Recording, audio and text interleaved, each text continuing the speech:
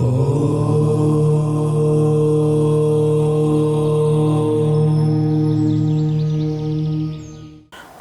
गं गणपतये नमः। नमस्कार मित्रों, एस्ट्रो अरविंद चैनल में आपका बहुत बहुत स्वागत है।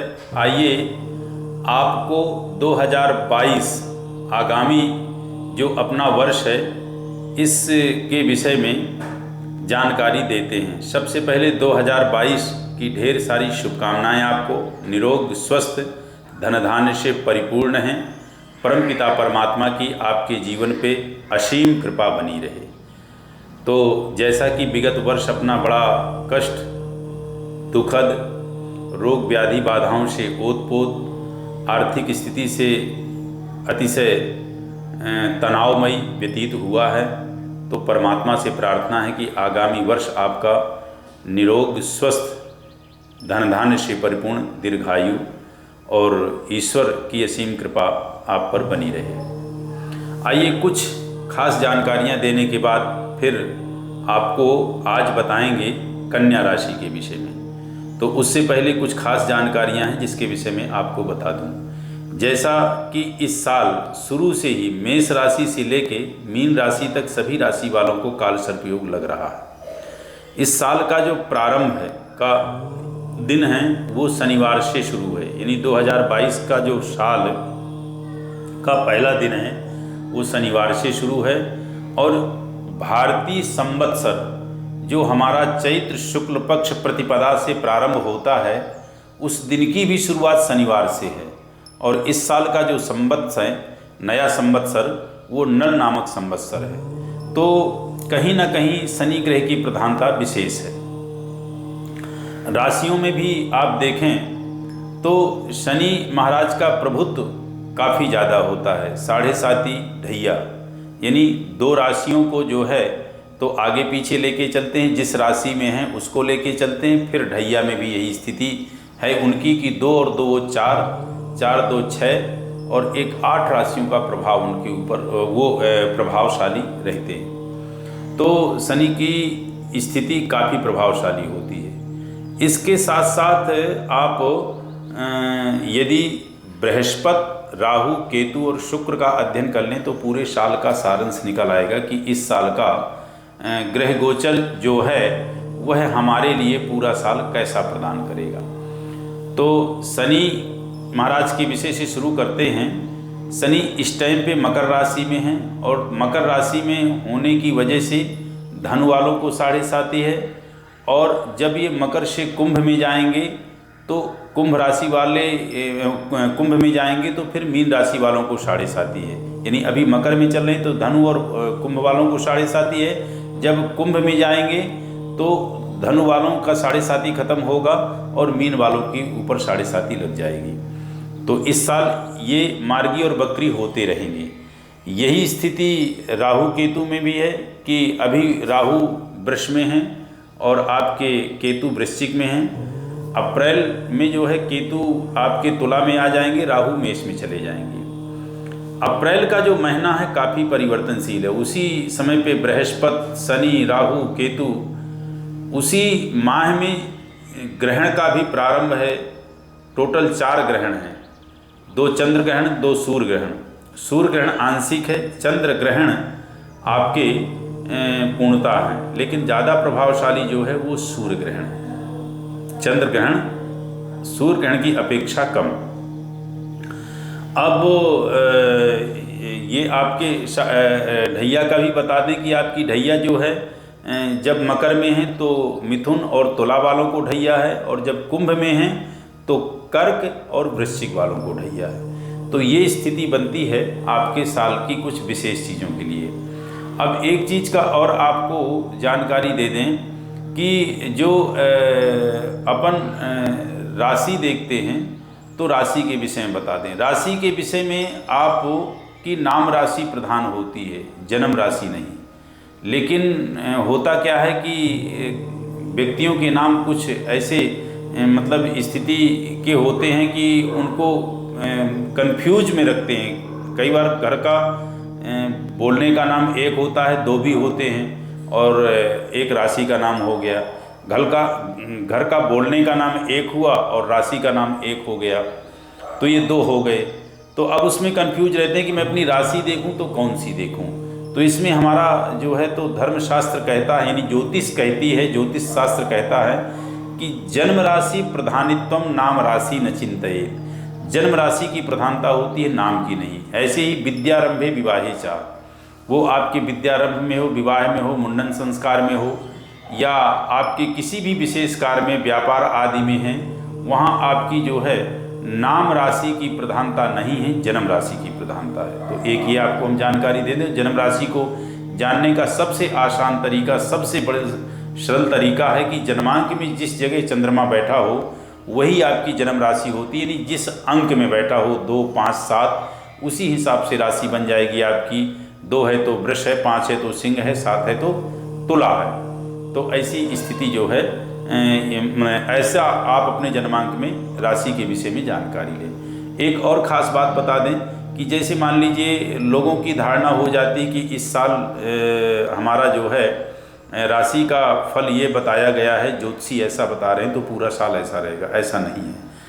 आज का जो आपका फलादेश बता रहे हैं तो ये लमसम रहेगा। वैसे तो अपना जो साल शुरू होता है वो चैत्र शुक्ल पक्ष प्रतिपदा से शुरू होता है और वहाँ से अध्ययन किया जाता है, लेकिन ये कैलेंडर तारीख के अनुसार नया साल बड़े जो है हर्षोल्लास के साथ लोग मनाते हैं। तो यहाँ से ग्रह गोचर को लेकर के और आप लोगों के साल का जो है निकाला है कि कैसा किस प्रकार से 2022 व्यतीत होगा। तो पूरा साल जो आज बताया जा रहा है ऐसा पूरा साल रहेगा, ऐसा सत्य नहीं है। लमसम बताया जा रहा है कि हाँ ऐसा रहेगा, लेकिन पर्टिकुलर यानी व्यक्तिगत आपको अपने विषय में जानना है तो उसके लिए आप अपनी जन्म कुंडली का अध्ययन करवाएं। जिस समय के विषय में जानना चाह रहे हैं उस समय का के ग्रह गोचर का की क्या स्थिति है उसका अध्ययन, आपके जन्मांक का अध्ययन, आपके दशा महादशा अंतर प्रत्यांतर दशा का अध्ययन करने के बाद फिर सारांश निकलता है कि हाँ आपके लाइफ में ये घटित होगा, ये घटित नहीं होगा, ये समय ऐसा है, आदि आदि। तो ये कुछ खास बातें थी जो आप लोगों को जानकारी देनी थी। अब सीधे आपके राशि पे आते हैं कि आपकी कन्या राशि कैसी रहेगी आपके लिए 2022 में, उस विषय में जानकारी देते हैं कि 2022 वर्ष आपका कैसा जाएगा। जैसा कि कन्या राशि की जो जन्म पत्री बन रही है तो आपके पराक्रम स्थान पे नहीं, तीसरे हाउस में चंद्रमा केतु और मंगल हैं, चतुर्थ हाउस में सूर्य और शुक्र हैं, पंचम हाउस में शनि और बुध हैं और षष्ठम हाउस में आपके बृहस्पति विराजमान हैं। तो ये आपका जन्मांक बनता है। वैसे तो 2022 की जो कुंडली है वो कन्या लग्न से शुरू, लेकिन ये कन्या राशि वालों का जन्मांक ये बनता है। अब इसके विषय में आपको जानकारी देते हैं। ये आपका जो प्रारंभ जाएगा वो संघर्षपूर्ण है और पूरा साल वैसे मध्यम रहेगा। प्रारंभ थोड़ा अप्रैल तक संघर्षपूर्ण है और मध्य आपका जो जाएगा वो नहीं, मध्य और अंत आपका ठीक ठीक ही जाएगा। वैसे साल पूरा कहें तो मध्यम है, नहीं बहुत अच्छा, नहीं बहुत कष्टकारी, और ये लगभग ठीक ठीक ही गुजरेगा। सबसे पहले नौकरी पेशा वालों के विषय में बता दें कि नौकरी पेशा वालों की स्थिति कैसी रहेगी। तो उनके लिए अप्रैल तक का अच्छा है। और जो व्यापारी वर्ग हैं व्यापारी वर्ग वालों के लिए भी ठीक है। लेकिन व्यापारी वर्ग वालों के लिए एक चीज़ को मैं विशेष बताना चाहूँगा कि कर्ज लेके बिल्कुल कार्य ना करें। कर्ज लेकर के आप यदि इन्वेस्ट कर रहे हैं तो बिल्कुल भी मत कीजिएगा। इसमें किसी प्रकार से आपको सफलता नज़र नहीं आ रही। एक बात यह है। दूसरा, व्यापारी वर्ग के लिए अप्रैल तक का ठीक है और अप्रैल के बाद का समय जो है वो और अच्छा है। उस टाइम पे भूमि भवन के लिए यदि आप प्रयास करते हैं तो अप्रैल के बाद कीजिए, ज़्यादा अच्छा है। कर्ज के लिए फिर दोबारा मैं रिमाइंड करा दूं आपको कि आप कर्ज बिल्कुल मत लीजिएगा। कर्ज लेके कार्य मत कीजिएगा कि हम कर्ज ले लेते हैं और इस व्यापार को शुरू कर देते हैं तो यहाँ से एक प्राप्ति होगी, ऐसे कर लेंगे, इस तरह से कर लेंगे। वो उस तरह से नहीं हो पाएगा। ज्योतिष यही कह रही है। बाकी यदि कोई बहुत अच्छा है आपको और दिख रहा है मौका और बहुत कॉन्फिडेंट हैं तो वो फिर अपने रिस्क पे आप करें। उसके साथ साथ जो विशेष सावधानी बरतनी है, वो सावधानी आपको लेन देन में खास करके उधारी के विषय में बरतनी है कि आप कर्ज तो लेंगे नहीं, लेकिन आप किसी को दें भी ना, उधार भी ना दें, वह भी आपके पैसे फंसने के पूरे चांस बनेंगे। तो इस विषय का आप थोड़ा सा विशेष ध्यान दें। विवाह के लिए अप्रैल के बाद का समय अच्छा है, प्रेम विवाह के लिए भी अच्छा है और ठीक ठीक है, बहुत अच्छा नहीं है कि मैं कह दूँ बहुत अच्छा है या बहुत ख़राब कह दूँ तो वो नहीं है, मध्यम है। शिक्षा के लिए ठीक है और इसमें कंपटीशन आदि कोई यदि तैयारी कर रहे हैं तो उनको संघर्ष ज़्यादा करना पड़ेगा। शिक्षा के क्षेत्र में थोड़ी जो है मेहनत ज़्यादा आपको करनी पड़ेगी, प्रयास ज़्यादा करना पड़ेगा, उसके बाद कहीं सफलता की स्थिति दिख रही है। तो शिक्षा के विषय में कहें तो मध्यम है, नहीं खराब है नहीं बहुत अच्छा है। हाँ, शेयर बाज़ार के जो विशेष वो हैं उससे वो सावधान रहें। आपका शेयर मार्केट, बिटकॉइन वगैरह फील्ड में जो पैसे लगाते हैं या कार्य करते हैं उससे विशेष सावधान रहें, वह आपका अच्छा नहीं जाएगा और हानिकारक की स्थिति दिख रही है। आपके इस साल जो है गुरु, शनि, राहु, केतु ये खराब हैं और ये मार्केश बनते हैं। इन ग्रहों का समय समय पे अपने जन्मपत्री के आधार पे उसका अध्ययन करा के इनका उपाय उपचार करते रहिए। और स्वास्थ्य के विषय को लेके देखें तो अप्रैल तक का कुछ अच्छा कह सकते हैं, लेकिन इसके बाद का जो भाग है यानी मध्यम भाग और अंत, ये दोनों खराब है। जो अत्यधिक खराब है वो मध्यम भाग खराब है।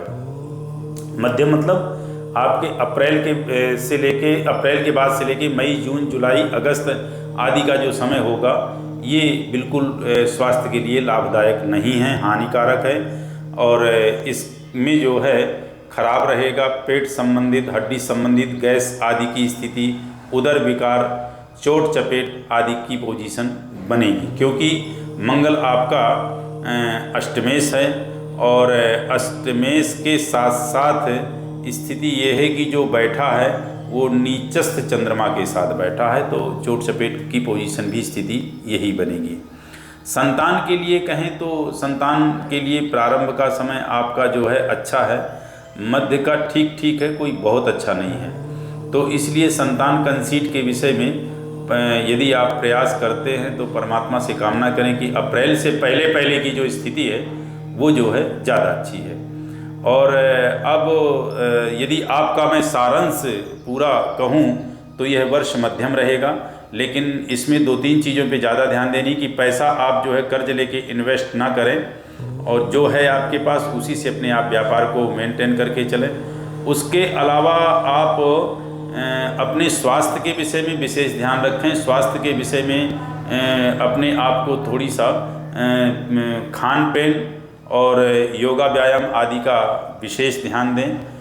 और आप किसी भी पोजीशन पे यदि व्यापार में हैं तो साझेदारी से किनारा काटिएगा, साझेदारी से किनारा काटिएगा। तो ये कन्या लग्न वालों के विषय में मैंने जानकारी दी। यह साल लगभग ही जाएगा, चढ़ाव उतार से जो है भरपूर रहेगा। अब बात कर लेते हैं कि आपके लिए पूजा के लिए क्या ठीक रहेगा और किन देवताओं की आप पूजा विशेष करें तो आपके लिए लाभप्रद रहेगा। भगवान गजानन गणेश मंगल मूर्ति की, उसके साथ साथ भगवान शिव की आप आराधना करें, उससे आपको विशेष लाभ मिलेगा। और भगवान गणेश की पूजा से लाभ इसलिए कि आपकी कन्या लग्न है और कन्या मिथुन योर बुधा, बुध के लिए भगवान गजानन गणेश का उपाय बहुत अच्छा होता है, वो बहुत कारगर होते हैं कन्या लग्न वालों को। बस थोड़ा सा अपने बोलने में संयम रखिएगा और बहुत ज़्यादा आप शक संदेह मत किसी पे कीजिएगा, ये ध्यान रखिए। क्योंकि आपके जो पंचम में बैठे हुए शनि महाराज हैं, यहाँ पे वो व्यक्ति को थोड़ा सा सोच समझ में संकीर्ण बना देंगे। तो ज़्यादा शक संदेह पे ना जाइएगा। यदि कहीं कोई आपको ज़्यादा शक संदेह होता है तो उसमें क्लियर कर लें। बजाय कि आप उसमें कंफ्यूज ही रहें, उससे अच्छा है कि उसको क्लियर कर लें। तो इस प्रकार से रहेगा। अपना आत्मबल और मनोबल बिल्कुल मजबूत रखिए। मानसिक तनाव और टेंशन बिल्कुल मत लीजिएगा, तनाव से बिल्कुल दूर रहिए और सकारात्मक सोच अपने मन मस्तिष्क में सदैव रखिए। तो ये कुछ था आपके 2022 में कि लमसम आपका साल कैसा गुजरेगा, ये मैंने आपको बताया। और आप इस प्रकार से भगवान की पूजा करें। बाकी शिव जी की आराधना के लिए यदि हो सके तो महामृत्युंजय मंत्र का सहारा लें। यदि महामृत्युंजय मंत्र जप सकते हैं तो सर्वोपरि है, नहीं हैं तो आप ओम नमः शिवाय का दैनिक रूप से जाप जो है डेली अपनी पूजा में जोड़ें। उससे आपके स्वास्थ्य के लिए और आपकी अंतःकरण की स्थिति को बहुत ही कॉन्फिडेंट और आत्मबल प्रदान होगा। तो फिर से आपको 2022 की ढेर सारी शुभकामनाएं। इन्हीं शब्दों के साथ नमस्कार।